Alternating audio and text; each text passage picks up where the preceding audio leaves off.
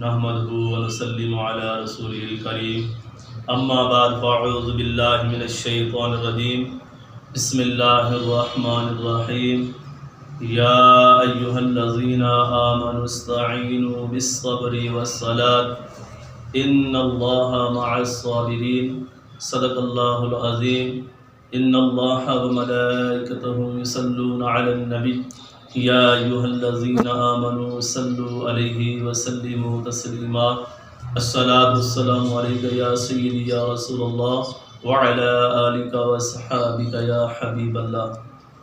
اعلیٰ رب العزت نے قرآن مجید فرقان حمید میں ارشاد فرمایا، یا ایھا الذین آمنوا استعینوا بالصبر والصلاۃ، اے ایمان والو صبر اور نماز سے مدد مانگو۔ بالصبر والصلاۃ، کہ صبر اور نماز کے ساتھ مدد مانگو۔ آگے فرمایا ان اللہ مع الصابرین، بے شک اللہ تبارک و تعالی صبر کرنے والوں کے ساتھ ہے۔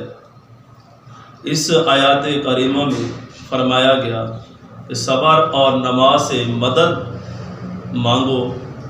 صبر سے مدد طلب کرنا یہ ہے کہ عبادات کی ادائیگی، گناہوں سے رکنے اور نفسانی خواہش کو پورا نہ کرنے پر صبر کیا جائے، اور نماز چونکہ تمام عبادات کی اصل اور اہل ایمان کی معراج ہے۔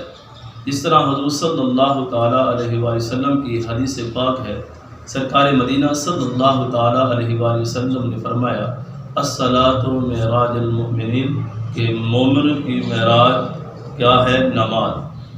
آگے فرمایا کہ صبر کرنے میں بہترین معامل ہے، اس لیے کہ اس سے مدد بھی طلب کرنا کا حکم دیا گیا ہے، اور ان دونوں کا بطور خاص اس لیے ذکر کیا کہ بدنی پر باطنی اعمال میں سب سے سخت صبر اور ظاہری اعمال میں سب سے مشکل نماز ہے۔ تو آگے فرمایا کہ حضور سرور کائنات صلی اللہ تعالیٰ علیہ وآلہ وسلم بھی نماز سے مدد چاہتے تھے، جیسا کہ حضرت حذیفہ رضی اللہ تعالیٰ عنہ فرماتے ہیں کہ نبی کریم صلی اللہ تعالیٰ علیہ وآلہ وسلم کو جب کوئی سخت مہم پیش آتی تو آپ صلی اللہ تعالی وسلم نماز میں مشغول ہو جاتے۔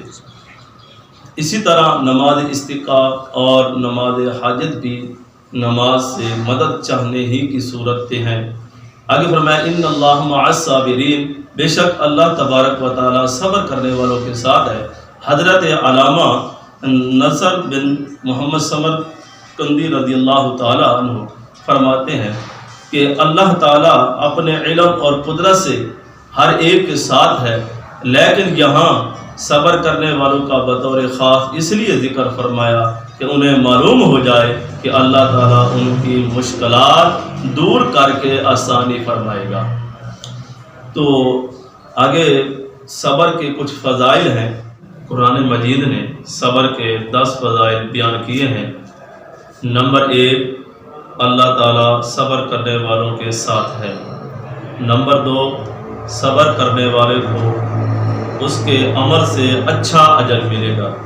نمبر 3، صبر کرنے والوں کو بے حساب اجر ملے گا۔ نمبر 4، صبر کرنے والوں کی جزا دیکھ کر قیامت کے دن لوگ حسرت کریں گے۔ نمبر 5، صبر کرنے والے رب العالمین کی طرف سے درود، ہدایت اور رحمت پائیں گے۔ نمبر 6، صبر کرنے والے اللہ تعالیٰ کو محبوب ہیں۔ نمبر 7، صبر آدھا ایمان ہے۔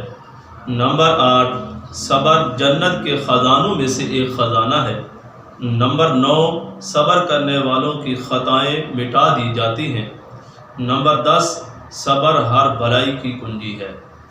تو یہاں اللہ تبارک و تعالیٰ 10 چیزیں، 10 جو انعامات ہیں، یہ صبر کرنے والوں کو اللہ تعالیٰ نے عطا فرمائے ہیں۔ جو بندہ نماز اور صبر کے ساتھ، یعنی کہ اگر انسان زندگی بسر کرتا ہے تو اللہ تعالیٰ ان کو بے شمار اجر و ثواب عطا فرماتا ہے۔ وما علینا الا البلاغ۔